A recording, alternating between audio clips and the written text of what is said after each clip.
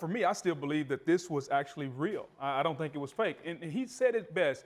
Guys don't get arrested. Guys don't hurt other guys when you try to create a ruckus or create a media stunt. To me, Conor McGregor felt disrespected. He came over here. And whether or not they knew he was coming, that's a different story. But the fact when he got here, the disrespect that he felt, he just let it show. This is going to cost Conor, is what it stood out to me. And plus, he has money to burn. He flew 20 people from Dublin over here. Dang, that's on a private jet. PJ. Just to do that, he was serious about it. Look, we've seen people blow far greater sums of money than Conor McGregor has made. Sure. So that lends itself to the theory that he needs to keep fighting. A lot of people have said he doesn't need this and he doesn't need that. It's not a bad point. If he's jumping on a jet because one of his friends got disrespected and he's flying 20 guys here from Dublin, which is 5-6 hours, whatever it is, that's not nothing. I will tell you my reaction. We sat here and talked to him for 17 minutes.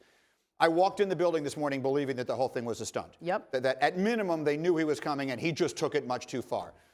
I actually now believe him. I believe Dana completely. If he put that over on us, then he is a tremendous actor. I believe his version of the events. I think that this was something that Conor McGregor could be in serious trouble for, and we'll see as far as the police are concerned, and then we'll see if people do try and take a bunch of that money from him. I also think when you look at UFC, I came into it thinking that UFC needed Conor McGregor. I don't know if they need him now, because if you look at UFC on a whole, how we view it, regardless of who's fighting, these guys get in the octagon, and we like the physical brutality of that. This is not boxing. Boxing needs a draw. I don't know if UFC needs a draw. Well, and it's also about Bill. I mean, look, he's right. We've gone through this. The UFC's gone through this so many times. And I remember the most recent was the Ronda Rousey. What happens when Ronda Rousey leaves?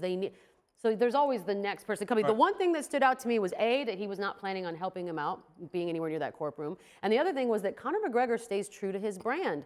He was not apologetic. I mean, he's sorry that he hurt a couple other fighters. For that makes total sense. But the idea that he said it had to be done, I mean, I don't agree with that, obviously, but he's sticking to what he's showing us all the time. You know, Dana, you know him way better than I do. I didn't mean to interrupt you. I'm sorry. We'll get up and go in a second. But I do need to ask you, did your perspective on the whole thing change from talking to him? You know Dana a lot longer and a lot better than I do. I mean, he seemed genuinely disappointed, which, you know, when your parents, that's the last thing you want is for them to be disappointed. He seemed genuinely disappointed. The only thing is I thought that Conor, it was understood that Conor was going to be here this weekend just to see his friend fight, who of course now is not going to fight. Again, this whole thing has screwed things up for more than just Conor himself. A lot of other people are affected. But yeah, I'm kind of with you. I know people in my ear in the control room be like, I told you, but it smelled of WWE, but now that he's been sitting here, I'm thinking, yeah, people actually got hurt and arrests were made and dudes' passports have been stamped. That's probably not the best thing you can have happen on a Friday.